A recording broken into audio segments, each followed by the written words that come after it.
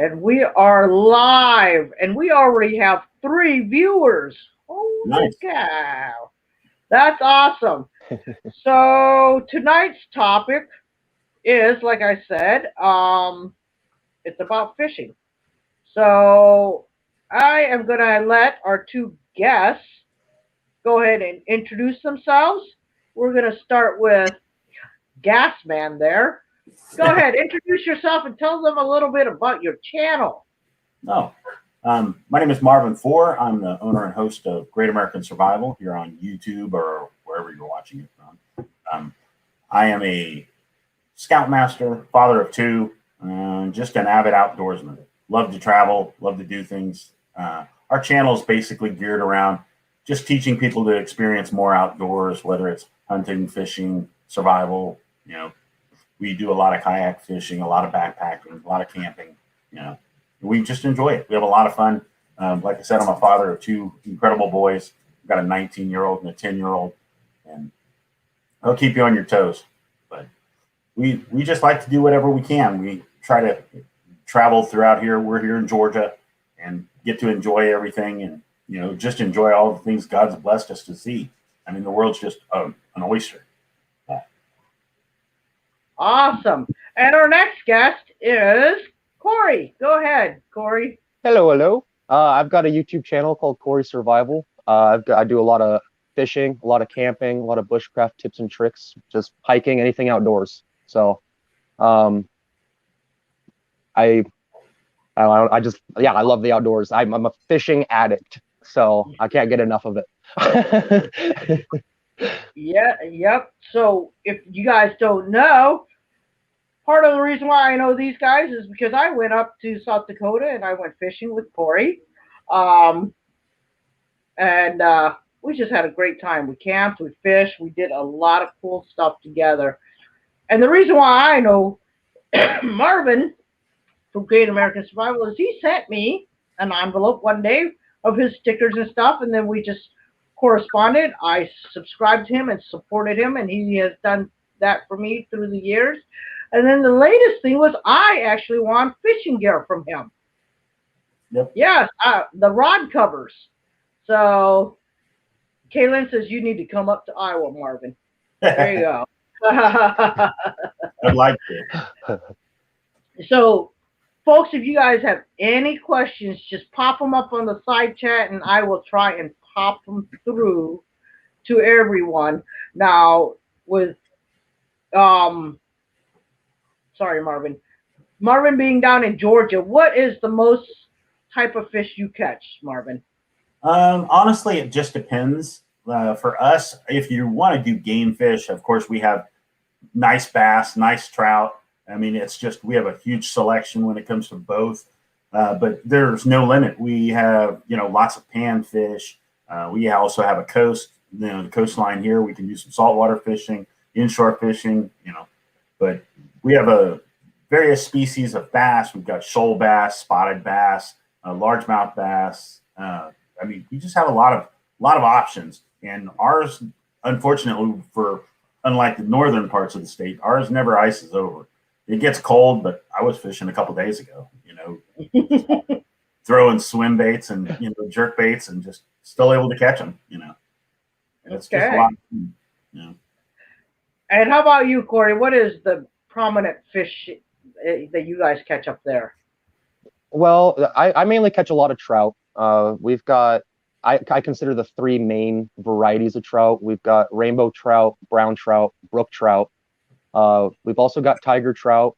We've got lake trout also. But I'd say probably the trout fishing is probably really big around here. Same with the walleye. We've got a ton of walleye fishing up here, and they're massive. Pike are pretty big too. That's another big fishing thing. The bass, though, they're not that big just on my side of the state. The more east you go, they do tend to get bigger, and the more prominent they do show up. But where I'm at, up in the Black Hills, I mean, it's a little too cold for them. So it's perfect up here for the walleye and the trouts because they're cold water fish. They're colder water fish. So. Yeah. So I'm pretty sure that all our states have the same cost for fishing licenses by Colin there. So I'm gonna let Colin know here in Iowa, I believe it's $22.50. But if you want to get a trout, if you want to be able to fish trout, it's an extra $14. But Really? Colin, because you're a veteran, I believe you get free fishing for the rest of your life, one-time payment. I believe here in Iowa, that's how it goes. So when we were in South Dakota, we did not have to pay for a trout stand, correct?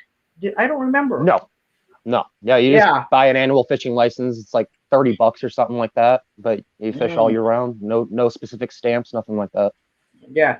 Well, here in Iowa, our prominent fish, in our prominent fish is bass and catfish. Oh, we have some nice. So most of our lakes, a lot of our lakes have blue catfish. Most of our rivers have channel catfish, and then most of our rivers have stripe or yellow bass, and then most of our lakes have and ponds have the largemouth. Our smallmouths are, they're okay, but we don't get big mouths or smallmouth there. So, well, there we go. Here's an answer for you right here, Colin. Oops, where are we? I'm sorry. I am. So there's that. All right. So since we already know how to identify the fish, Marvin, what is your favorite way to catch the fish? Because I know you're a kayaker. I love the kayaking. I've been kayak fishing since the early '90s. Growing up in Southern California, I was doing it out of a sit-in whitewater kayak. When we get to areas that were fishable, and it's just evolved, and it's become such a great mainstream, easy way to get out there and really be able to get out and get on the water without having to buy a bass boat or bank fish, and actually still be able to explore nature and get down river and just have a good time. I go out and do most of mine. If I fish North Georgia and I'm not in a kayak, I usually do a lot of fly fishing and trout fishing up in North Georgia. But if I'm down where I live around Athens, so I'm northeast, but I'm not really in the colder climate. And we get out there, and I can go with my kayaks. I can fish bass and just spinning rods, bait casters, whatever it is. And we've got also a lot of great big lakes here in Georgia that we've got large species and wide varieties of what we can catch. So I know that most trout are cold water fish. So what kind of trout are you catching? Are you catching sea trout or freshwater? No, they're freshwater. Most people don't know. Like just north of where I live, it gets cold. I mean, like it was snowing yesterday. It's not snow like what you guys, both of you get. I mean, I've been up in South Dakota where I've gotten 6 to 12 inches overnight and been like, well, we're not going anywhere this week, So, but here in Georgia, if we get 6 inches, our state stops. I mean, you mean our 13? So our 13 inches would have killed you then. Oh yeah. I mean, our state, we had a few years back, we had a nice snowstorm that came through and it lit us up and it shut us down for 3 days. And it was only like 12 to 14 inches and it was overwhelming. Jeez. Like, just slow down. You can go places. Just slow down. They don't. That's why I fix cars. I fix crash cars. I have a great job because it's everywhere. I mean, they just run into each other. All right. So, Cory, what is your favorite way to go out and go fishing? Because I know we did a lot of fishing together. So as soon as you get done with your answer, though, my favorite way? Yeah, your favorite way of fishing, or what do you like? So that way I can. Your answer, I'm sorry. After your answer, I'm going to go through the side chat. So go ahead. Okay. My favorite type of fishing around this area, I do like the creek fishing a lot. Just hunting the fish, having to go and find the pools and locate like certain areas where they would possibly be feeding or just possibly be stooling up at. I just started getting into ice fishing like 3 years ago, and I'm digging that too. I was out 3 weeks ago or so, and I was above 30 feet of water, 30, 40 feet of water, and there's about a foot of ice on the lake. So I'm sitting there, everyone's using electric augers, and I'm just hand cranking all my holes. But no, it's a lot of fun, a lot of fun. So Yeah. lake fishing is probably, I don't know, the lesser on the spectrum, just because if I'm creek fishing and if I can find the fish so easy if I'm creek fishing. I know where they're at, like all the time. Like Awesome. everyone's always come up to me, is like, do you get any luck? And it's like, oh, I'm not yet, but I'm sure I will.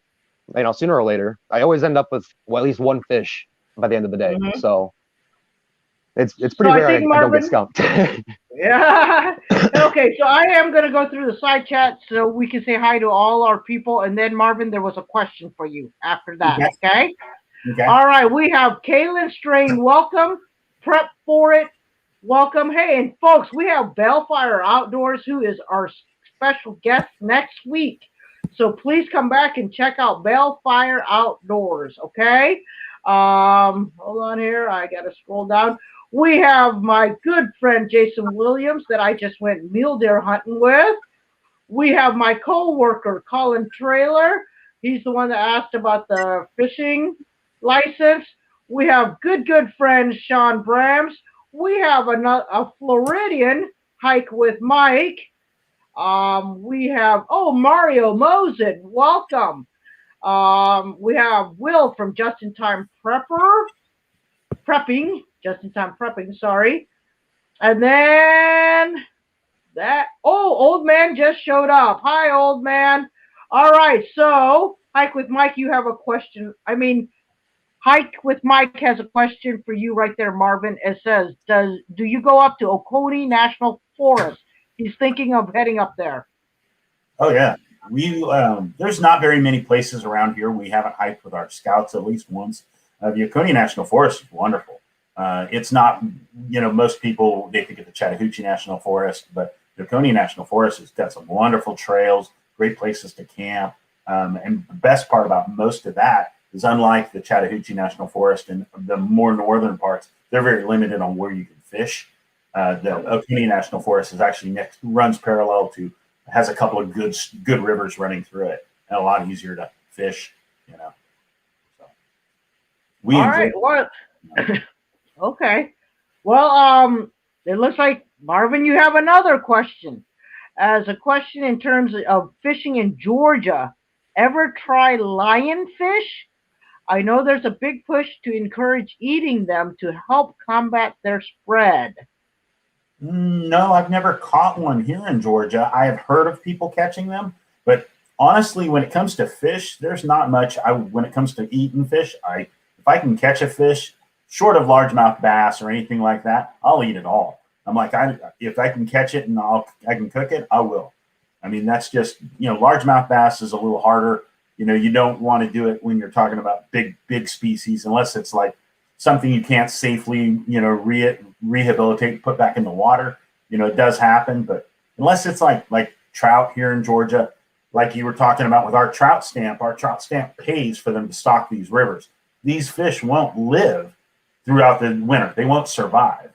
So you might as well catch them. Otherwise, all they're going to be doing is feeding beavers and, things like that. That's just the way they are. So the fish aren't designed to, the fish that are bred aren't going to survive. So you've got to catch them. You got to take them home. You got to eat them. You got to get them out of the river, because they'll survive. They might make it through the winter, but most of them aren't going to be. The ones you catch that are bigger were never farm raised. They're not hatchery trout. Right.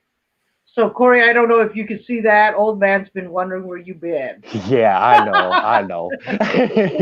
Work. Yeah. So, I know that, let's see here. Oh, we also have Nona Grace here now, folks. So Colin wants to know, what are some good tips for a beginner to get started?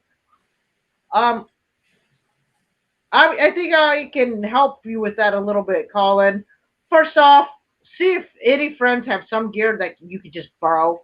some gear can get expensive. Mhm. So you don't want to go out and buy stuff and see if somebody could just help you, take you, like me, since you live just down not too far.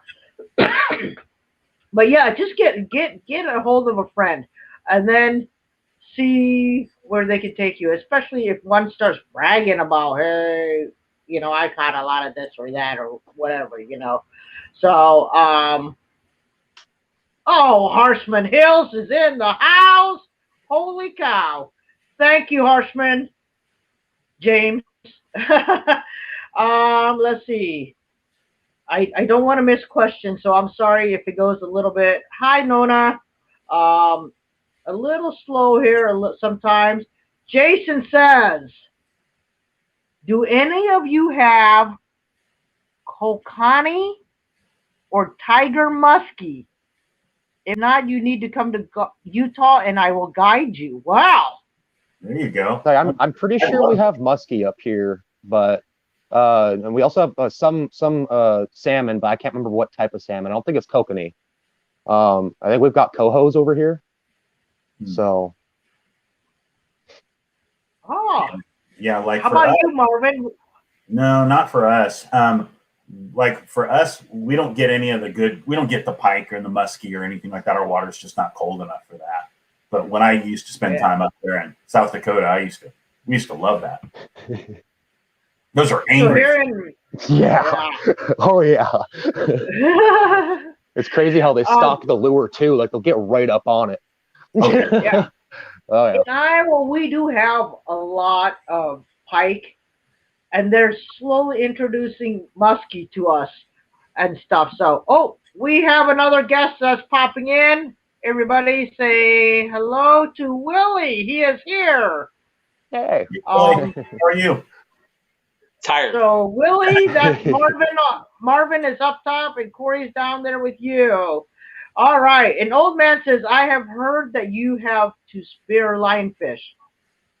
Oh, I did not know that. I did not know that. James at Harshman Hills. And then, okay, now some people did ask me. Oh, this will go to Cory. Cory, drop rig. A drop shot rig? Is that what it is? I don't know. Somebody asked me to ask you. Somebody asked me to ask you to show a drop rig or whatever it was. A drop shot rig? Yeah. You want me to do that real quick right now? Yeah. Okay. Yeah. Okay. So I'm gonna put Cory up here by himself. Willie, Nona says hello to you. Welcome, Hiking Deep. How are you? But yeah. So he's gonna show us a drop shot rig. Is that what you just said? Mm-hmm. Yeah. Drop shot rig. Yep. Okay. So a drop shot rig. I don't know if I should tie it. I can show you exactly the string's pretty clear on there. I'll use the paracord. Here, I'll use the paracord. Okay. So normally with a drop shot rig, it makes it to where you don't drag your hook through the weeds. You're dragging the weight through the weeds, and it elevates that bait wherever you decide to position on the line. And when you do go to shake your line or whatever, okay. So you can take your weight, you tie it to your line. No, you're good. You're good. So you take your weight, you put it on the bottom of your line, and then up here you would have a hook up top. So about 6 inches, 8 inches up above your weight, you'd have a hook sticking out the side, like right here, and that's where you would put your worm, or you'd put your soft plastic or whatever you decide to use, and then you cast it out there and you just shake it, and it's kind of it's a type of jig. It's like a floating jig kind of, or an elevated type of jig. I see. So, yeah. Okay. All right. Marvin, you got any tricks? When it comes to the drop shot, I like using the drop shot, especially like for us here. A lot of our lakes are deep, so for people, especially if you're kayak fishing, like he was saying, it really changes your profile and allows you to work an area and especially if you have a real grassy lake, or if you have a real rocky lake that you tend to get snagged and break off a lot. You can use these drop shot rigs where you're using simple weights that some of them are really cheap. Some of them you get into tungsten, which is just ridiculous to use for a drop shot, but people do just because you're going to break off. You know, you're dragging it through rocks and it's just going to get caught, and it's designed for you just to pull, and it'll, instead of losing your whole rig, it just pulls the weight off the bottom and it just breaks off your line, breaks off the line without damaging your line.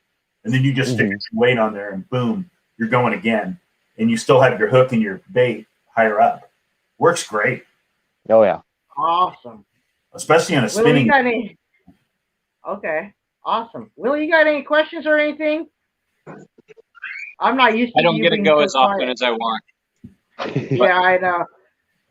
So right now here in Iowa, it's ice fishing, and I ice fish a little bit more than regular fishing. So Colin had to leave, but I wanted to show you guys one of my favorite lines. Is this? Let me see here. I brought a few things too, so I'm going to show off a couple of things right here. So this is the line that I like. I like this one right here. This is the fishing line by Ice Line. Well, actually, it's by Beaver Dam. I love this line. And Ice Line, the reason why people use Ice Line for ice fishing is so that it doesn't snap. You know, when a fish strikes, if it was a regular line, it would freeze and then it would just snap off. Then I got this cool gadget that a lot of people go out and buy those Vexlars or even what is that? I don't know. They're like $300, $400, $500 on up for a fish finder. So I wanted to show you guys this one. This is the part that drops into the hole, right? The radar. This is what drops into the hole, and this is what you use to read it. $50. It's only $50, and I mean it reads fish all the way down to 35 feet. But I fish at Willie's, and his is, what is it, Willie? About 14, I think, at the deepest. Yeah, there you go. So, and then also I wanted people to see when you're ice fishing, you fish with this is my bigger pole right here, and it's not very big, right? And then I have my medium pole, which is a little smaller, and then of course I have, oh wait, I don't remember now. This is my bigger pole. That was the medium and the small. This is my big. So the biggest pole I have is 8 pounds down to the 4 pound. What else? Oh, and always stress worm. But we usually fish. When we fish inside a hut. Our hut is usually between 65 and 70 degrees inside. Okay. Here is another question for all of us. Have any of you ever caught a large German brown trout? Old man wants to know. That's actually all the brown trout in our area. They're all German browns. They're not all of them. They were actually introduced. They were farm raised, and then the people who actually farm raised them didn't realize they were going to start reproducing in our streams. So now we have a continuous reproduction of German brown trout in our streams. So it's actually really cool, and it's amazed a lot of people. That is very cool. I did not know that all released fish. I know that some released fish will not, reproduce. So that's pretty awesome. How about you over there, Marvin? You guys have that? No, most of ours, we have here in Georgia, we have brown trout, we have brook trout, and we have rainbow. So that's about it. Oh, okay. You can occasionally get lucky if you get up near the Georgia-Tennessee border. You have a chance of catching into some goldens, but that's about it. Oh, Willie, now how many acres is your pond? I honestly don't know. Probably, I would say 2, 3. Uh-huh. And you have mainly what fish? Sunfish mostly and bass, crappie, bluegill, bass. Yeah, we caught. So the funny thing is, Brenda was at Willie's Pond. She was catching massive bluegills. I mean, like two of my hands. My hands aren't that big, so two of my hands. And she put them in this net, and she didn't tie it onto her kayak, Oh, no. and she had a good, like, almost 2 dozen, right? And she's like, oh, and I call out their lunch is ready, and so she's coming back to lunch. She gets to shore, she goes, I lost all my fish. Oh. Oh no. That's got to be heartbreaking. Yeah. But anyway, Sean says here, what is this? Yeah, Sean, I love my fish finder. I can't afford a $500 fish finder. This $50 was not bad for me at all. So. Oh yeah. Fish finders, especially out for kayaks, it really makes kayak fishing a lot easier. Just whenever, just like ice fishing, without one, you're just like, you could put it in a hole and sit there for 3 days and not know if you're ever going to catch anything, but you can drop it. Yeah, absolutely. Absolutely. Well, hello, Chris's Variety Channel. And then Nona Grace. We used an auger to drill the hole. We just hoped that the fish were there. We also brought pot belly stove because we are not in a hut. Oh, okay. Okay. Wow. And old man had 100-year. It's 100-year-old fishing rig. All right. Anybody? What is your favorite fishing rig? Because I know, Marvin, you actually, I don't even know, is open reel? Is that what it's called? The one that I told you I'm not good using? Oh, for now there's spinning reels, which is what most people use. But then me here for bait cast, I use a bait caster more than I use anything. Yeah, like that's. So what is this one called? Spinning reel. Yes. What is this one called? Spinning reel, spinning gear. Spinning reel. Yeah. Okay. So this is what a lot of people use. Yes. Okay. I'll grab a bait caster. Give me a second. All right. Yeah. He's gonna. Okay. What is one of your favorite rigs to use, Cory? Well, the drop shot rig, definitely. I'll even use the drop shot rig and go to something called a double rig. It's kind of like a crappie rig setup where instead of it's one hook, it's actually got two, but I'll space them out, 6 inches apart. So I've got him hitting different levels of that water column. But one of my favorite lures is a Rebel jerkbait. A Rebel jerkbait is probably one of my most favorite lures. Here, I'll see if I can't find one. Yeah, this guy right here. I love a jerkbait. Okay, hold on, Cory. Hold on. I'm gonna zoom you in, Cory. Okay. This right here it's a Rebel track down lure. That's what they call it. It's a ghost minnow. And it's actually in the design of a rainbow trout. My most favorite one's actually in the design of a brown trout, but I only have one of those and it's tied on my fishing rod. I just keep losing them with how many I use. So they come barbless, so I'll take the hooks off and I'll switch them off with barbed hooks, so I'm able to actually catch the fish. It gets a little tricky using a barbless hook. It does. So, but it is using a barbless hook. It's safer for the trout because you're not sitting there trying to yank a barb. It'll just slip right out. But you really have to hold that pressure on them when you're using a barbless hook. But those probably my go-tos.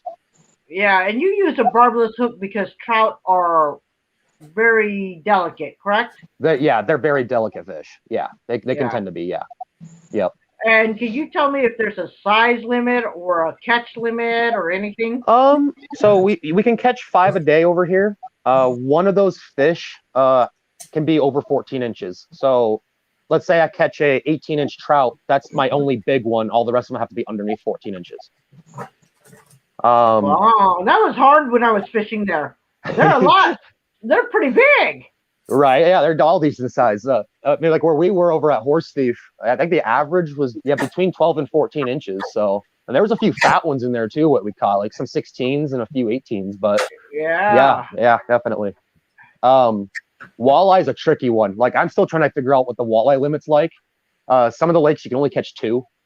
One of those can only be it has to be between, like, it can't go over 28 inches, but it can't go under 18.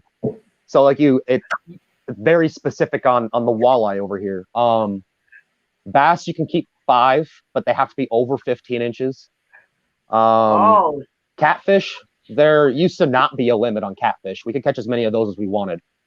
But they just put a limit on catfish, and it's 10 now. And the reason why is because they reset our channel catfish limit, or not limit, record. They reset it because they deemed the channel catfish a blue cat. So now everyone's out trying to catch all the catfish. So that's why they put a limit on it. Pike, I think you can catch 3 or 4. Any like panfish, like perch, rock bass, or anything like that, you catch 15. But yeah.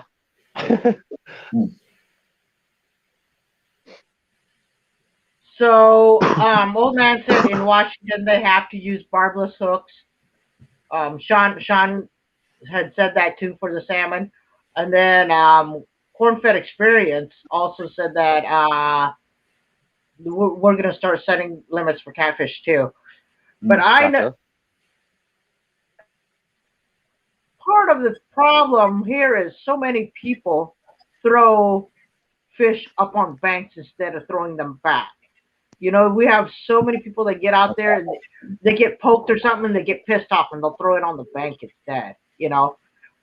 Mm-hmm. Now, Willie, do you know any of our laws about size limits?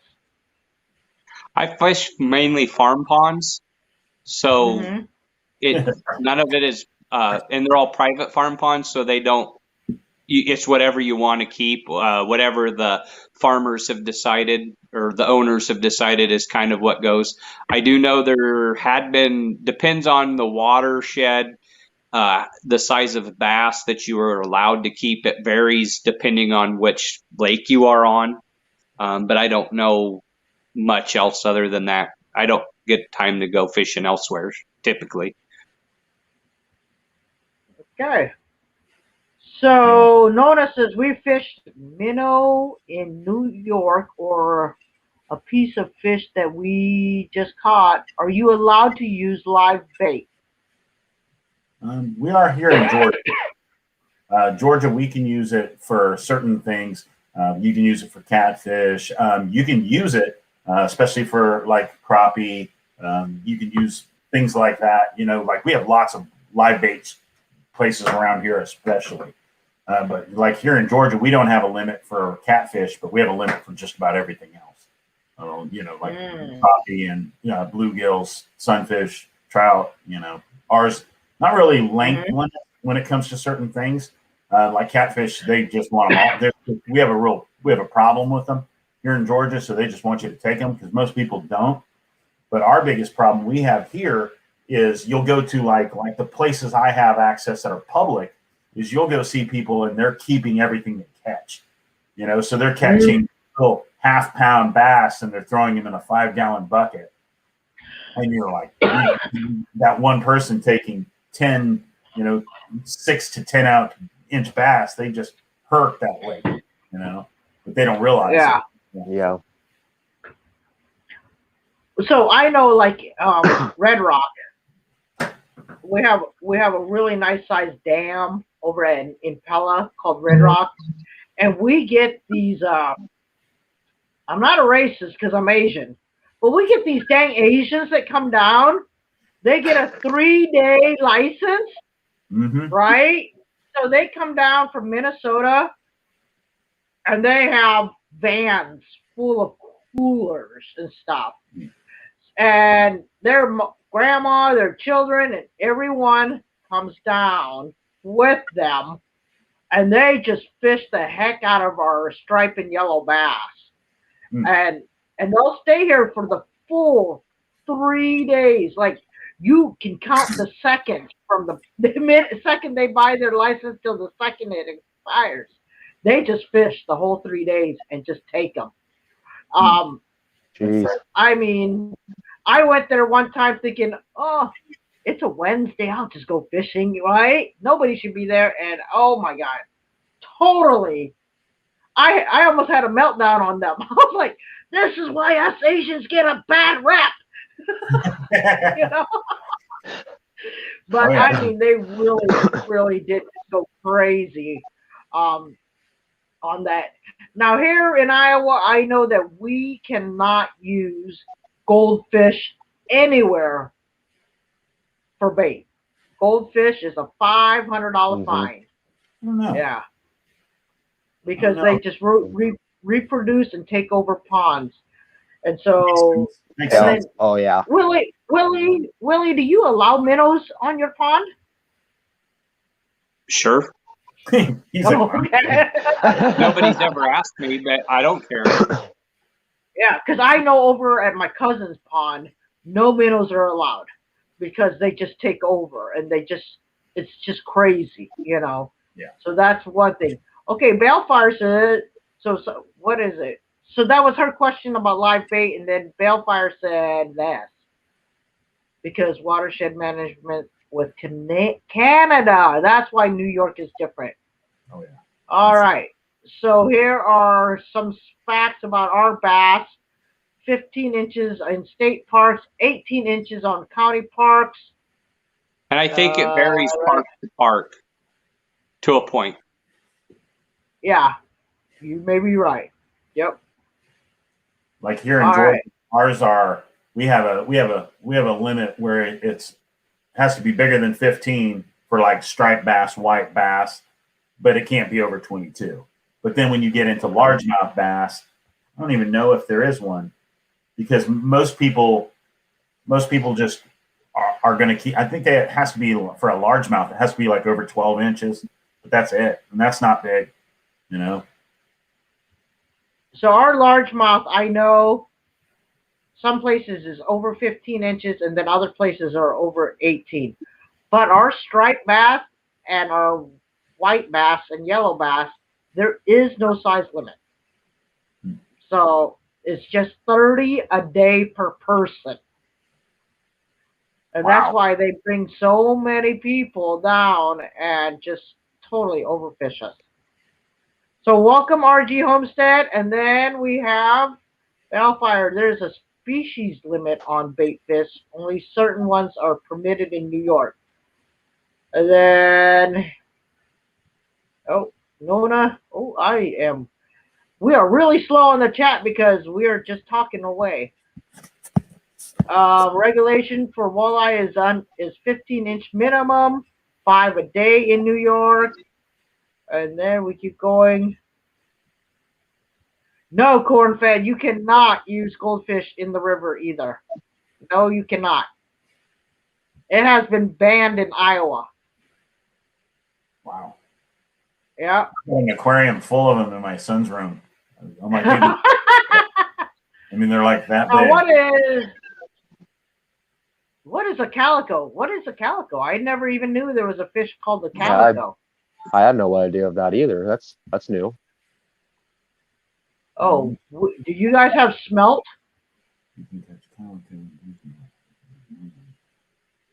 We don't here in Georgia. We have shad, you know. So oh yeah, we have shads too. You know. So we have the one. Our gizzard shads are actually protected. Really? I did not know that. Yeah, I didn't know that until I was had one, and I was gonna use it for bait for my catfish, right? And they're like, and so the ranger's walking by, and then I'm about to put that hook on here, and he goes, "You know that's a gizzard shad, right?" And I'm like, "Yeah." He goes, "They're protected here in Iowa," and I went bloop right back in the water. Now, do you guys have a lot of gar where you are? Not a lot here in Georgia. We do have some on some of the main rivers have some gar, but not like I lived in Texas, and in Texas they were like bigger than my dog. You know, I mean, they're just, you know, they look like they could eat a small child. You know, I mean, they're big. You know, great. It's one of those fish that, you know, most people are like they're junk fish, but like my grandfather, we used to have them up, and we used to have I can't remember the type, We used to get them up at my grandpa's place in South Dakota, and he would always cook them down. He didn't care, He cooked anything he'd catch, Huh. Okay. And so usually when the water's down, we get a lot of gar, and we did not know that you cannot put them back in the river. The DNR guy was standing right there. He's like, "You need to throw those on shore, or put them in the garbage or something." I'm like, "Oh, okay, awesome."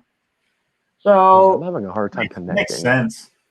There are several lakes here in Georgia where they're like that about carp, because carp are real invasive here. There are a lot of them that'll come through, like, that just wipe out the vegetation, and then there's nothing for the bass to survive and hide. There's no shelter for the little guys. They sit there but we've gone out for bow fishing tournaments where you're riding around on pontoon boats with spotlights, just shooting them, and they fill up like a tractor trailer dumpster full of them by the end of the night. And you're like, that's a lot of fish, Oh. Hey, so I totally forgot, Marvin, you had a reel to show us. Oh. This right here is what is the other type. This is a closed face. It's what they call a bait caster. And they work. The difference about these is the drag. You can adjust the drag so when you're catching bigger fish, bigger game fish, especially bass, and like if you're fishing in a lake that's got a lot of lily pads or a lot of thick grass or vegetation, is you can use these, and you can put anything from, like this one right here has just got 30-pound fluorocarbon on it. So if I'm fishing something and I catch up to something, I can really muscle that fish out. Or if I put something like braided line on here, I can use it to flip a soft plastic into like lily pads, and I could drag that fish out with like 50-pound braid, where I'm like muscling the fish out of once you catch it, it doesn't matter what it's caught in, you can pull it right through that vegetation, and it's not going to be an issue. And you just can't do that with spinning gear. Spinning gear, even when you're catching big fish like down in the salts down here and fishing, inshore and offshore, you got to let it do its job and let it just muscle, let the fish wear itself out first. And these bait casters right here with the right gear, they're depending on, you can still have a fish take line on you, but unless you're getting into double-digit fish, you can just manhandle them, just boat flip them, and you're not worried about them breaking your rod or breaking the line. And it's just a little easier to use. They are finicky, though. You do have to learn how to use them, because they'll do what they call a backlash, where you'll cast and you'll, like, especially in high winds, you'll cast off into the wind and it'll backlash, and it'll create what they refer to as a bird nest. And you'll look at this and you'll be like, well, I'm done with that one for today. Toss it in the boat and eat something else. Grab another rod. People sit there and think that bass fishermen, they're like, when you see them in a kayak and they've got like 8 to 10 rods sticking out. No, they get their bait casters all bird nested, and they just change it out and grab another one, because you're like, I'm not going to sit here and spend 40 minutes trying to fix that. If I could fix it. Otherwise, you're sitting there with scissors cutting it all out and just re-spooling, Yes, that's why I hate those. I get those bird nests all the time. Oh yeah. Yeah. It happens. So it happens. Now, Cory, Marvin just used a few terms that other people may not know. What is a braid? A braid, like braided line? Yeah. Yeah. It's so braided line. It doesn't have the visibility or invisibility that mono or fluorocarbon have. It's technically braided. I think it's Kevlar, actually. It's braided Kevlar. And it weighs a little bit, or no, actually, a lot of the time you can use braided for topwater frogs, anything that, like a whopper plopper, maybe, anything that you're like a jerk bait too, because it floats. It's a floating line. Also, depending on what poundage you go to, it can sink also, depending on the poundage, because it gets thicker the higher number you go. I sometimes use braid over here, not all the time. When I was living back in Montana, that's what I had everything spooled up with, was braid, because there were slightly bigger fish over there than here. it tended to come off my reel a lot smoother at times. If I noticed I had caught a big fish and it tightened it really down into my reel, it was kind of hard I had to kind of pull it all out and unspool it a little bit. But I mean, it comes off nice and pretty smooth. But for me, for me to use it around here, I don't typically use braid. I'll show you what I use. I use P-line Fluoroclear over here. It's a fluorocarbon monofilament mix. So it's monofilament, but it's got a fluorocarbon coating over the top of it. So this is technically the difference between fluorocarbon and mono is fluorocarbon is, so let's say you buy 8-pound mono. The 8-pound mono is going to be the exact same thickness as the as like 10-pound fluoro. So it's the fluorocarbon tends to be thinner, so it is thinner line, making it to where it's more invisible to the fish. The fish can't see it. That, and I also found fluoro it's a lot stronger, and it doesn't have as much memory as mono does. So okay. So I prefer fluorocarbon over mono just because of the memory issue. You don't get as many line twists. It tends to last a little bit longer for me. It doesn't corrode as fast and doesn't absorb water like mono does. Because after a period of time of having mono on your fishing reel, it'll start fraying and it'll start getting brittle after a while. So especially I even use time like that especially if you're out on kayaks and spend a lot of time in the sun. Right. Deteriorates. Right. And I use that same fishing line for ice fishing too, and I haven't had any issues at all. So, and it's fairly decent with the price too. Just like around my area, I got like this one, I think was like $8 for 300 yards, and it's 6-pound test. So, and even on here, it tells you too, like sometimes maybe like what the thickness equivalent is. Like sometimes if you look at fluoro, it'll tell you what the thickness equivalent is compared to mono, because almost everybody fishes with mono. It's cheap fishing line.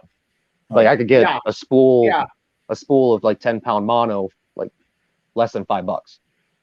So whereas with this, it's way spendier, but it lasts longer. So Marvin, do you switch lines between your saltwater and your freshwater?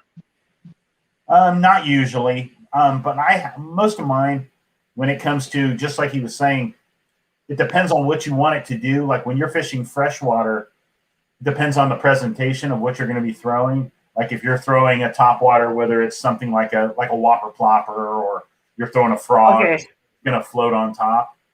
You'll Either of you have any of those lures? Either of you have any of those lures that you guys are popper topper, whatever you guys call it? Maybe. Yeah. Oh, yeah. I got some bass lures, I think. Yeah. This is all right. I'm gonna go with Marvin first here because he's got it. No, you're good. You're good. Okay, go ahead, Marvin. Like this right here is a top water, what they call a whopper plopper, and this is just a Academy version. This is a H2O Express whopper plopper, and what it does is as it goes across in the top of the water, this thing right here is going to work like a reverse propeller, and it's just going to make a churning noise when it's coming across the water, and it looks like a fish having a problem, like a bait fish dying on top of the water. And you'll get like pike and pickerel and walleye. Those things will just hammer these things. Largemouth bass, they'll just crush these things with big topwater blowups where the fish will almost come out of the water. Well, sometimes they do come out of the water, just trying to get a hold of this thing. And it's just it's what it's all about. That's when it's so much fun. But those ones right there, if you're using, say like you're using a mono floats anyways. So mono, you wouldn't want to use something that's going to sink because you want this to stay on top of the water. So if, braid works great because the fish aren't going to see it because the line's on top of the water, but usually it's, they're looking up at this point instead of it being down in the water column more where they can see it at an angle. The other one's going to be up on top of the water and the glares and things like that make it that much harder for them to see.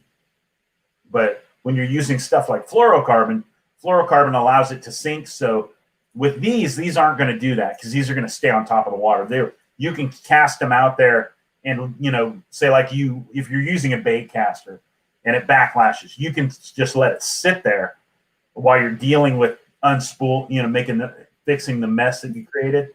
But once it does, I've had them hit it while it's after you've let it sit there for 5-10 seconds while you're dealing with fixing your line, and have them hammer it and just big old splashing blow ups, and you're like the Loch Ness monster just came out of the water and just attacked your thing, like fishing a frog. It's just it's so much fun because it could be a 1 pound bass, but when they come out of the water, you're just like sometimes it'll startle you. I've had them do it when I'm like I had one just like a couple weeks ago.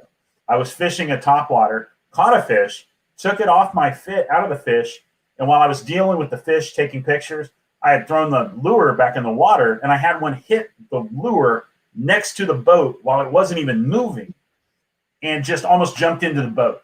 I almost pissed myself. That simple. You're just like, wow, right there, just big splash, and you're just like, holy, But it's fun, Yeah, absolutely. I mean, how many times have you guys sat out? Well, I have, because I'm not that great of a fisherman. I'll sit at Willie's for like 2 hours.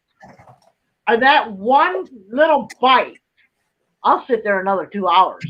You know what I mean? Oh, yeah. It's like playing golf. I always tell people it's like playing golf. You can sit there and have a really bad day and hit that one shot from 70 yards onto a green, and you're like, oh, I love this game. Oh, I love this game. You're hooked again, just like it is for fishing. You catch a nice 5-6 pound bass, you're like, I'm back here tomorrow. And you're back there just throwing the same thing. You're like, I know his mother's out there somewhere. Yeah, right. And that's what it's all about. All right, what do you got, Cory? So I got a couple frogs. So here's one frog. We're into the restroom. Okay. And then I got another frog here. There's just a couple different colors, but these float just like the whopper plopper that was shown. This right here, kind of like a whopper plopper, but it's called a popper, just a popper. This floats on the water, and it's like a jerk bait where you jerk your rod tip, and it'll dive down and kind of finish explode and make little teeny like blips on top of the water and make it look like it's a fish that's struggling. So it'll do like a dive motion and kick the feathers up. So it'll look like a fish that's trying to struggle and swim back down, but it's just floating back up. And I've had plenty of bass. Like this one, the paint's kind of deteriorated on the eyeball there a little bit. That was from too many bass just exploding on the lure. Like I've caught a lot of bass with this. Oh wow! So you got a spinner on there? A spinner? Yeah, I've got a spinner too. I'll show you. Gotta get it all entangled here. So you got different types of spinners. So this is a Panther Martin. This is great for catching anything from trout. I've caught bass on it, panfish, whether it be perch, bluegill, pumpkin seed. This is another type of spinner. I think this is a Blue Fox Vibrax. I think that's what this is called. And then these right here, if I can get it untangled. This right here is a rooster tail, and I got this one in a glittery rainbow trout color. And as it moves in the water, this spoon will spin and flicker and cause flashes, and it's a reaction bite. Normally fish won't hit it because they're hungry. They hit it because it's a reaction. They usually don't want it there, or it's just angering them because it's casting in the same spot over and over again and causing vibrations that just irritates them. A lot of times spinner baits, they're reactionary. I mean, even with top water too, though, they can be reactionary, but normally top water you use in like the fall, like right before winter when all the shad and all the bait fish are starting to die off. So technically they're hungry then, but yeah, normally it is a reactionary bite. Okay, cool. Willie, you got any more thing to say? Don't talk too much today. I wish I had time to go fishing more. All right. So tell me, now this is something you can answer too. What is the biggest fish you have ever caught?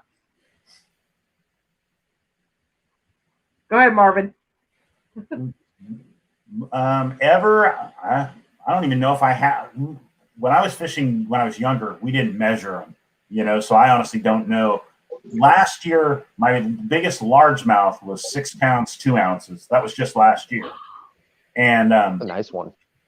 Yeah. two summers ago, we were fishing the intercoastal Florida on vacation, and I hooked into an 87-pound grouper that literally drug my boat around for 45 minutes before I got it. That would be so much I couldn't fun. keep it.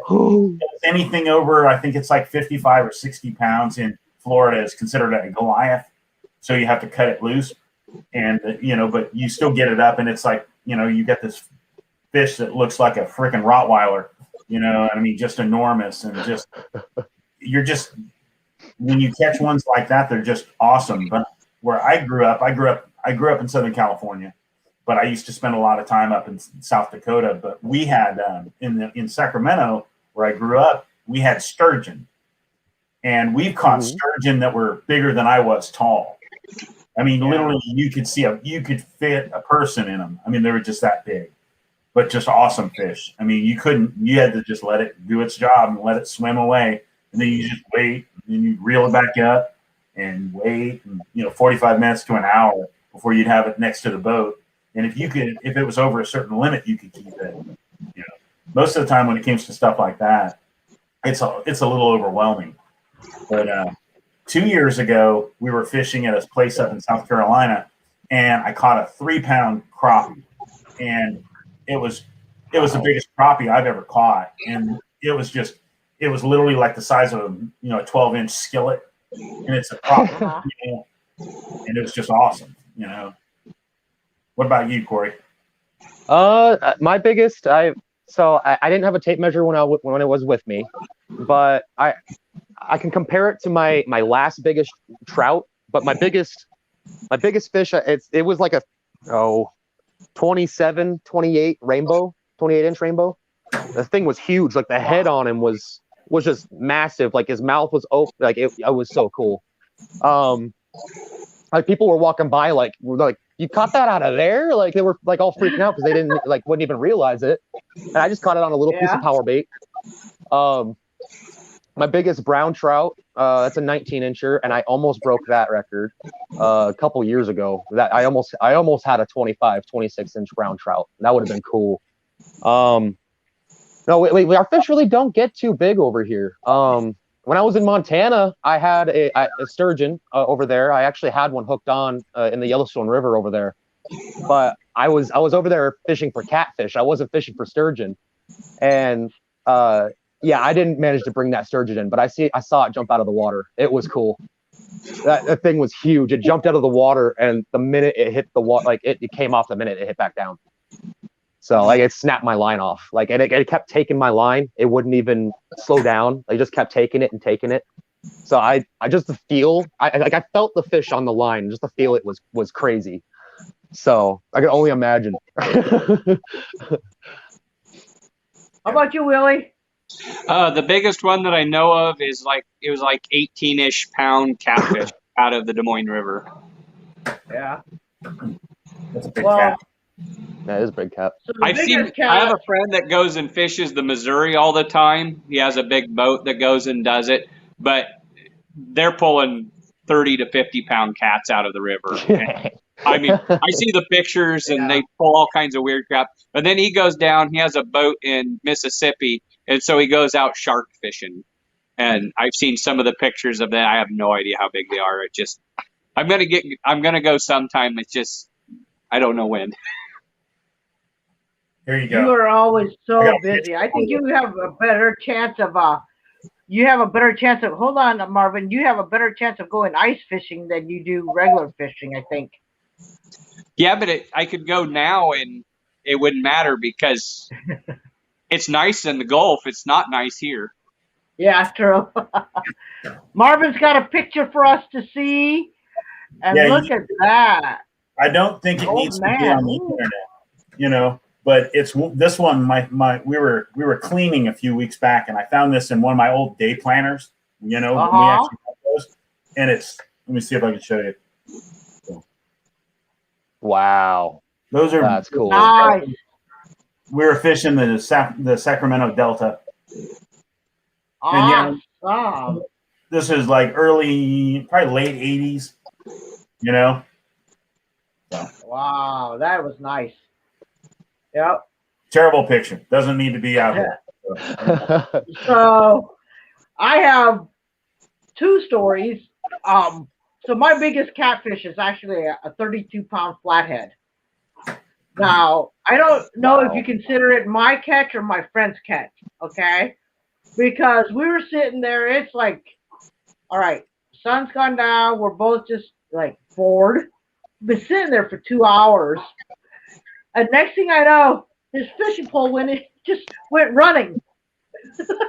Right? And we're like, well, there went your fishing pole, dude. Like, you were not paying attention. There went your fishing pole. So we're sitting there, and I was like, oh, we'll just sit for another maybe 20 minutes, half an hour to make it like exactly midnight before we leave, right? Then next thing I know, my fishing pole starts to tug, and I'm like, oh, yeah, I finally catch a fish. I pull up, and there's his fishing pole. So I caught his fishing pole so that he could finish reeling up his fish. That's awesome. So I was like, well, that's my fish, dude, because I actually landed it. And he's like, no, it's still on my pole. I said, it doesn't matter. You would never get your pole back if I didn't catch your pole. And so we still fight about that to this day. Whose fish is it, right? I say it's mine. I absolutely say it's mine. Possession. But then yeah, right? It is. But anyways, my other story about because I used to live in Florida. I used to live in St. Petersburg, Florida. That's in the Tampa area. And my ex had a boat. We went fishing. And I said, man, I wish I could catch a grouper. Now, it's not a huge one, right? But, I mean, we've been out there all day. We're catching a bunch of these little dinky fish all day. And we were catching, those puffy fish and everything else. So what do? I finally have a grouper on the line. I am reeling up, and a friend of mine's got me by the back of my pants because I was so excited. And then I hear somebody say, screaming, oh my God, they're going to hit us. I turn around, and a boat, their anchor had drifted off or whatever, broke off, and they're drifting at us, and he can't get the engine to start. And I look back just like this, and that fish made a surge and took my pole. I got to say hi to that fish for 1 second, and then, honey, the door is open. Let him out. I opened it. But anyways, yeah. Oh my God. That grouper got away. So I have never caught a grouper in my life because of that. Nona, thank you for coming by. Good night. Oh, hey, Bill Butler is on. Well, hello, Bill.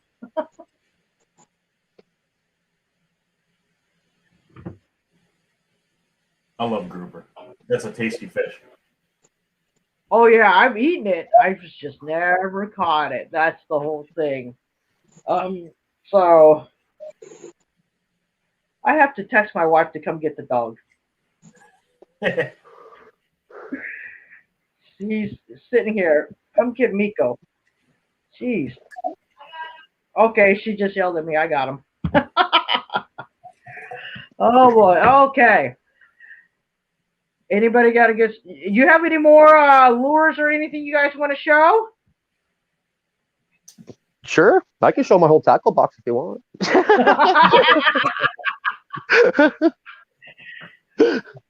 But hey, while you're getting stuff out of your tackle box, Willie, can you do the announcement?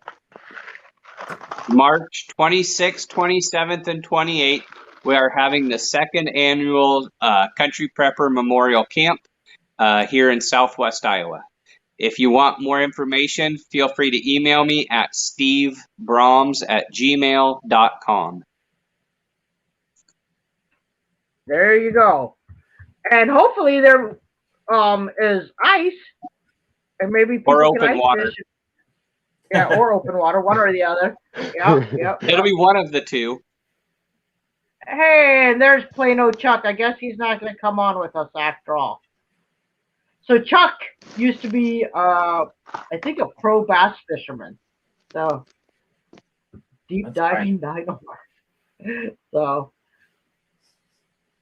all right. Well, ready, Cory? There you are. All right. All right. Well, I mean, so here's kind of what I like to consider my trout setup right in here. I've got swivels up here, whether it be snap swivels to barrel swivels. So this would be considered a snap swivel. It kind of looks like a bobby pin or a paper clip, or more so a bobby pin that's not sharp. Barrel swivel is pretty much the same, except it doesn't have that clip. I've got a bunch of snapshot weights to egg sinkers. My bad, egg bead sinkers. I've got normal sinkers. I've got a whole variety of just different jerk baits that I use. I've got some jigs up right up in this area. These are all my spinners, and then I've got a bunch of spoons too. If I can get it untangled there. I like using this type of spoon. It's pretty cool. And it has a really nice action. It looks like a little itty bitty fish or a little really tiny minnow. Do you ever use that spoon for ice fishing, Cory? You can. I haven't personally. This is just kind of my open water tackle box setup. I try not to cross things back and forth, but in my ice fishing box, I have a ton of like tungsten jigs to spoons to I have this one that's got like these butterfly propellers on the back, so it looks like a jerk bait, but it's got like these plastic propellers on the back, and it sits there and kind of flutters in the water when you jerk your rod up and down. I've got some chatter baits in here. Like this is a chatter bait. I've got buzz baits, which a buzz bait, that's a type of top water lure, kind of like a frog. This, or the whopper plopper, this spins and it moves, or not moves, but makes the plopping sound, or the sounds like it's a distressed fish or even a frog or something trying to move around. I've got lipless crankbaits to lipped crankbaits, deep divers. So these are deep diving crankbaits right here. And now you can tell as the bill is a lot longer, so this will tend to dive anywhere past 10 feet. Anything with like a shorter bill, kind of like this, they're shallow diving. So you want to run those around like a rock pile or something like that, especially a square bill crankbait. I think I've got in here somewhere, maybe. No, I don't. I guess I don't have one. Yeah, these are all liplesses also. These tend to move at an angle kind of like this, and it'll flutter, and it's got a bunch of beads inside of it. So it's meant to bug the heck out of the fish and get them to reaction bite pretty much. A lot of these deep diving crankbaits I'll typically use for walleye, or anything that I'm like that is hanging out deep. Trout like hanging out deeper when it's like in the middle of the summer because they don't like that heat. So I've got a bunch of different soft plastics I use. I'll put this on like a shaky head. What else do I got up here? This is good for walleye right here. I've got a ton of power bait. Like if I lift up my tackle box, you could see all the jars of power bait in there I've got. Like that's my go-to with trout. But yeah, that's my go-to for trout. Power bait is made in. Yep, they're made in Iowa, really? And guess what? We cannot find any in Iowa. Wow. We are so sold out. It's unbelievable. Another type. I was gonna say another type of power bait I use is the Sierra Gold. This is a cheaper form of it, but it works just as well. Yeah. So I actually, when I was in Utah, picked up 10 pack, 10 packs of power bait because Iowa didn't have any more. It was like, holy cow, I can't believe it. Yeah, it was amazing that I had to go there to get it. Yeah, I So, love using power bait. It smells just like the trout hatchery food. Like if you ever like smelled hatchery pellets, it smells just like mhm, the hatchery pellets they used to eat. So if mhm. they're not biting anything, you throw power bait in front of them, it's like you're giving them a pizza. They can't resist it. Like I've had like you won't the bait won't even hit the bottom of the water or hit the ground before it gets picked up by something. Like Wow. it's insane. Yeah. So, and Marvin and I were actually talking about kayaks earlier. So, Marvin, what kind of kayak would you recommend? Let's say a beginner, and then someone that's been out there a little bit. Like I said, it all depends honestly on what you plan to do. But if you're wanting to get into what I've found a lot of people, it's mostly about price, availability, things like that. But like I was telling when we were speaking earlier, I sold my son's kayak because he's 10 years old, but he weighs like 125 pounds and he's 5'6". I mean, he's a monster. And he outgrew his second kayak, which is now his mom's kayak because he weighs more than his mother. So I bought him a new kayak, and his is a 10-foot Pelican. It was $250 at Walmart. But for 90% of the people that are out there that are going to fish, it's a sit on top plastic kayak that can run real shallow. Doesn't have to have deep water. Not a lot of the boat's going to sit in the water.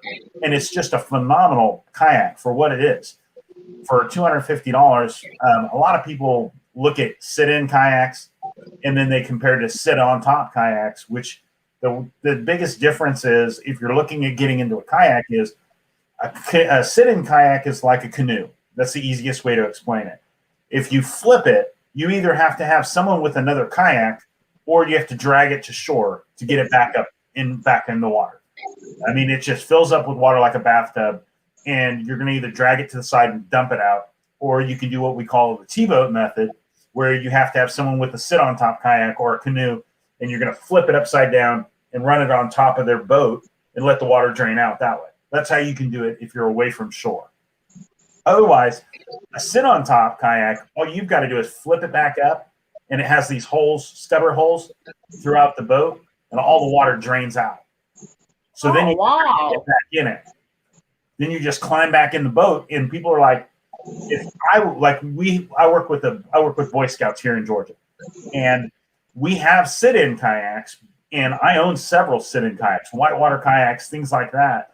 But when you're new to kayaking, you can get a sit-on-top kayak that if you flip over, all you have to do is worry about your stuff. You got your life jacket on. All you do is deal with your gear, and then you just flip the boat back over. You don't have to worry about your boat going anywhere. Your boat's sinking. Your boat's not going to go anywhere. Your boat is actually a flotation because it's still full of air, even though it's upside down. It's just as buoyant, whether it's upside down or on top, as it was the other way around. I mean, it's just flip it back over, it drains itself, and then you can just get back in the boat and go. So if you're only running with a spinning reel and a tackle box, all you got to do is deal with that. But if you're running like a kayak crate like what I use, I've got 6 rods on it. So when I flip, I use little foam noodles that keep my rods from sinking to the bottom of the lake. And it just makes it where I deal with my boat, deal with my gear, get it all so none of it floats off or sinks. And then you just put your stuff back together, climb back in your boat, and you go. You don't have to be on shore to solve your issue. And you can go all the way up to a lot of people. There are kayaks that are what they call pedal drives, which looks like a bicycle, and your feet are going to pedal it, and it's got a propeller underneath it and drives you across the wall. But it's not necessary. The one I just bought, I carried it around all last week because it's 10 feet tall, 10 feet long, and it only weighs 40 pounds. I can pick it up, throw it in the back of my truck, throw it on the roof of my wife's car, go find some place to fish, grab it, throw it in the water, throw my fishing rods in the back because it's got rod holders, and go fishing. I mean, when you're talking about places where you've got big pedal drives and, bigger kayaks that are really heavy, like I've got several that weigh 80, 90 pounds. I mean, they're heavy, but you can't grab that with one arm, grab your milk crate, which has all your fishing rods in it, and one under one arm and one under the other, and walk to the water, you know? And it's just, it's people make it way more complicated to get out and use kayaks than it needs to be. I mean, that's the beauty of these things, is just being able to grab it, go find some little hole in the wall pond that you've got permission to fish, or walk through the woods back to a lake that you know of, or a stream, because you're like, I wish I could get down there, but there's no boat launch within 100 miles of here. So you grab your kayak, drag it down the bank, stick it in the water, and you're on the river. You know, it's just, that's the beauty of it. That's what's so much fun about it, is you can get to places that people with bass boats have never even thought of going. You know, and it's fun. You know, absolutely. We both have that. What do you suggest for life jackets? PFD life jackets are very important. Don't hit the water with one, and make sure you got it on. If I'm out and I'm fishing where I don't plan on going fishing, I use a self-inflatable, vest.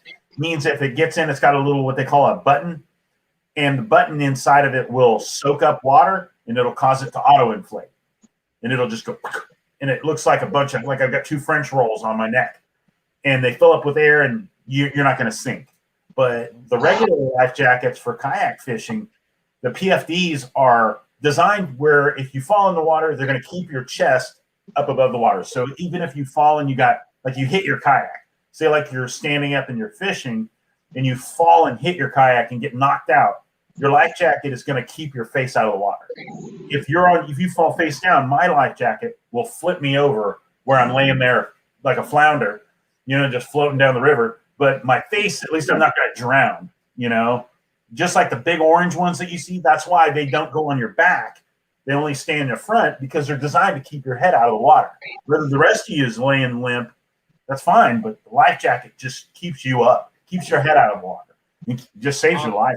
I have seen more, unfortunately, growing up in Southern California in whitewater areas, and here we've seen many a trip where people are out on water in a kayak, and the day go horribly wrong just because somebody wasn't wearing a life jacket, drinking, and just not being careless. But all it takes is flipping over and getting caught on a river, getting caught by a branch, or when you can't get loose. You can only tread water for so long without a life jacket. You can't sit there and fight this current that's pushing you down, like when you're wading in the river.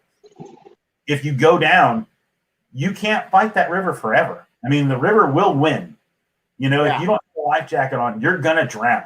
It's like wearing waders and falling in. You're going to sink, and if it fills up, it's just turned into carrying buckets of water around, and you're going to sink. Absolutely. But with a life jacket, doesn't matter how much weight is going to be down here, unless you're over 300-400 pounds, it's still going to keep your head out of the water. And that's what nobody wants to go fishing and die. Even though those crazy people on that Deadliest Catch, they're like, hey, the worst day fishing is better than a good day at work. No, I've seen that show. Those people died. Those people died. I'm like, that's a bad day fishing. That's the truth. I mean, I want to go fishing, but I don't want to die. Right. Especially when I'm catching decent bass. No. No. All right. So Chuck has a question. He wants to know: anybody ever throw a Zara spook? Spook. Oh yeah, spooks. Spooks are great. They're a topwater jig, like what we were looking at with the whopper ploppers. Especially saltwater, especially a lot on saltwater. The spook is probably one of the most common topwater lures you'll see. I mean, just about every tackle shop here in Georgia would have one. But when you're out fishing in the saltwater or intercoastals, that is like gold. I mean, you just toss that thing out there, and you don't have to using a spinning reel. You just work it and just twitch it, and what they call walking, and you jerk it and it goes one way, then you jerk it and it goes another way, and it's right on top of the water, and you're just twitching it. Those fish go crazy for that thing. They're like, it's gonna die, and they eat it. And they just, like we said before, the topwater blowups are why you go fishing. If once you've done that, you will never stop fishing. Once you had that happen, you're like, did you just see that? That was insane. You know, like I caught that 6'2" last year, and there were 2 boats on both sides of me, and I was fishing from the bank.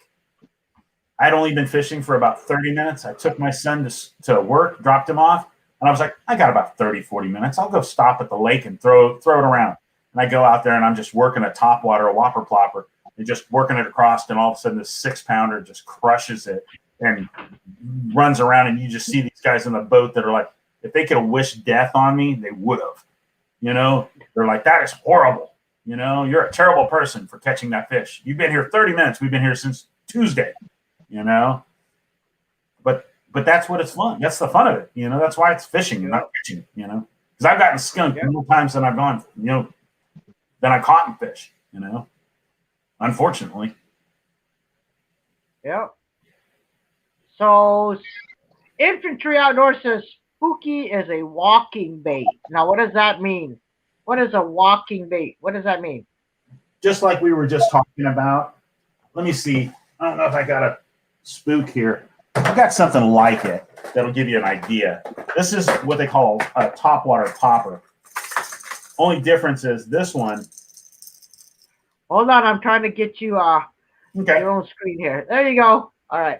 Now this is a little different. This one right here, unlike a normal spook, a spook is going to be, it almost looks like a cigar. It's just a long cylindrical, you know, bait. This one right here, the front of it's been coved out so it splashes. So when you're jerking it, it's going like that. And then this is just making a little racket that the fish underwater are going to hear. So that little bait is just going to go jerk, jerk. And then that's just going to splash water and make noise. Because the fish are down there looking up and they see it. And then they're going to come up and eat it. And this one, what it's going to do is it's going to work across the water. And each time it does, it's going to walk. So when you jerk it, it's going to splash and it's either going to go left or right. And it just makes it real erratic, like a real bait fish would. Bait fish, you know, they're not going to swim straight. You know, you're going to jerk it, and it's never going to go straight, straight, straight. You're going to jerk it, and it's going to go this way, that way. Each time, it's going to go totally different. And that's the best thing. That's what makes it an erratic retrieve. So you sit there, and the fish can't. They're trying to. It's what they call a reaction strike, because the fish will see it, and it's doing something crazy. So they're like, attack. You know, get it, you know, and they jump up there and grab a hold of it, you know. Fantastic. That was great. Awesome. All right. Well, I'm going to turn it over to the side chat. You guys got any other questions for our guests? If not, I am actually, now that there's a bunch of different people, I'm going to have Cory, can you tell us a little bit about yourself and your channel again, since there's new people on? My name's Cory. I'm 24 years old. I have a channel on YouTube called Cory Survival. I do a lot of outdoor fishing, outdoor survival tips and tricks, hiking, camping, anything outdoors. I'm all about it. I love it. Okay. Yeah. All right, Marvin, you want to tell them a little bit about your channel? Sure. My name is Marvin 4. I run Great American Survival. I've been on YouTube for a few years now. I think we just got about another month or two. We'll be at our 4 years. And we've had a great time. I grew up in Southern California, so I grew up doing a lot of backpacking, fishing, hiking. I've always enjoyed nature. And where I grew up, we were encouraged profusely by my parents to go outside. You know, we can't say that now. You can't sit there and tell your kids, you know, hey, go find something to do. Go, that guy with the stranger, go ahead. You're okay. Go talk to him. You know, you can't do that kind of stuff, you know, like they did when we were growing up. Right now, at the time of this, I just celebrated, I'm 48. So, and when I work with scouts, I work with Boy Scouts here in Georgia, and the fact to be able to go out and take youth and teach them what we all love to be able to teach them everything from bushcraft to backpacking, hiking, fishing, whatever it might be. It's amazing to see that light come on and that love develop in their brain. And that's what it's all about. That's the whole reason why we get out there and we explore nature, is because we want everybody else to get the life that we grew up in. And for a lot of us, a lot of people I meet all the time, they didn't get that. They were sheltered, or their parents didn't let them, or they grew up in a part of the country where they weren't allowed to explore outdoors, or they didn't have access to that. They grew up in real suburban areas where, like I know people I grew up in Southern California and went to UCLA. And when I went out there, we have the LA River. The LA River is a gutter running through town. And it's literally a river, but it is concrete on all sides. If you've ever seen Grease, that's the LA River. I mean, it's freaking concrete on both sides. You can drive a car down it, and that's the river. It's not deep enough that you can fish, but it's because it's literally probably 75 feet across or 75 yards across. And I mean, it's immense. But that is the main river that flows through Los Angeles. And until you get out of town and you explore those smaller rivers, you don't get that chance. Because I knew people that grew up in places like Southern California, and when I lived in Hawaii, I knew people that lived in Hawaii that didn't know there were freshwater streams that went through Maui. You're like, yeah, that river right there is freshwater, peacock bass and things like that living in it, and that's what it's all about. We love it. I mean, I just love having the opportunity to share that with you. Awesome. And that is my dream fish to catch. That is my bucket list, is a peacock bass. But I want to catch it down in the Amazon. You can go to, we went last year, we were in, or year before last, we were in, what was it? Amelia Island. It's in Florida. Just south of Jacksonville. Wonderful little place. And the peacock bass are in the canals around that city. You can just go out there fishing, bass fishing, and catch these things. And for those of you that don't know what a peacock bass is, it's a big, bright colored bass that's like orange, greens, yellows. I mean, it looks like a freak of nature. It looks like something that you would think grew in New Jersey near the river, and you're like, it's not supposed to be that color, and you're not expecting them to be where they are, and that's just the best thing about them, Well, yeah, let me change that. I would actually like to land one. I've caught them. Snap my line every time because they jump everywhere. I mean, they have a really great jump to them. But, I mean, yeah. So I haven't really brought one in. So I've hooked them. I've never brought them in. So, folks, I want you guys to check out that description box. I do have links for every guest here. Now, my co-host every week, Willie, you want to tell them a little bit about your channel? I'm kind of a hot mess over here. I do a little bit of everything. My parents and I have an orchard, and we grow vegetables for farmers markets and have a hydroponic greenhouse.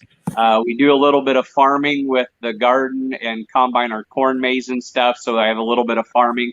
I also like to work on old vehicles, which I don't get as much time as I'd like to do that.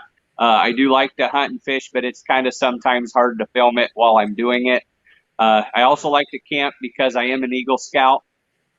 So we, both my brothers and I are all three Eagle Scouts. That's awesome. And so I do love to go outside. I love to camp. I love all that stuff. I am going to learn to make Kydex sheaths because I purchased everything from Jeremiah or Country Prepper. Don't ask me to do it yet. I want to play with a couple first, but because I know the quality's not going to be there. Got to learn, but I got to have time to do that also. We are just starting to ramp up with the vegetables, so all of that fun stuff. So I'm kind of all over the place, but it's fun. It's just kind of more of a vlog of what I'm doing now. Fantastic. You guys already know me. I'm AOK Foraging and Adventures, and I do a lot of foraging, but, nobody ever watches those videos. They love watching me drink beer. I don't know. Every time I drink a beer, my ratings go through the roof. I'll just have one beer in my hand, and everybody's like, "What's that beer? What's that beer?" And then I don't know, it just goes viral every time I drink a beer. So maybe it should be A-OK beer drinking in adventures. I don't know. But you guys will catch me and Willie here every Tuesday night at 7 p.m. Central Time. Hey, Donna over at Dream Creations, and welcome to Infantry Outdoors. He's been talking a lot. I did not get a chance to say hi to him yet. But if the side chat doesn't have any more questions for my two awesome guests, Marvin over at American Survival, right? And Cory over at Cory Survival. I am going to say good night to everyone if you guys are okay with that. I saw Cory kind of yawning there. I know he's been working a lot. I wasn't trying to be rude. I'm sorry. No. You're absolutely fine. You know, like I said, I did warn Marvin that we usually only go an hour, but sometimes we go over when people keep talking. But it looks like our side chat, for some reason, I said that and everybody ramped up again. But Marvin, Cory, thank you guys for coming on. I'm pretty sure I'm gonna call on you guys again because summertime, springtime comes, fishing is gonna ramp up, and I know a bunch of new fishermen are gonna want more out of us and stuff like that. Willie, you want to talk about camp one last time, buddy? March 26th, 27th, and 28th, we are doing the second annual Country Prepper Memorial Camp in honor of our good friend Jeremiah, or Country Prepper. If you haven't checked out any of his videos, they're still all up there. They still make sense now, even in this time of pandemic nonsense. But come on, check us out. Have a good time. It is free. It is here in Southwest Iowa. If you would like more information, feel free to email me at stevebrahms@gmail.com. That's about all. All right. It'll be fun. Hey, guys. And Infantry Outdoors also has a live stream Friday nights at 10 p.m. Eastern. If you can, support him that time too.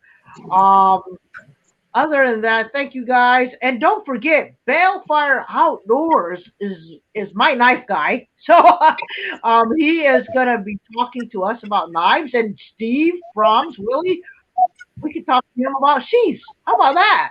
Or, we can try. You know a lot about knives too. Maybe you could bring some of those knives on that we had, you know. Yep. I can get them all out.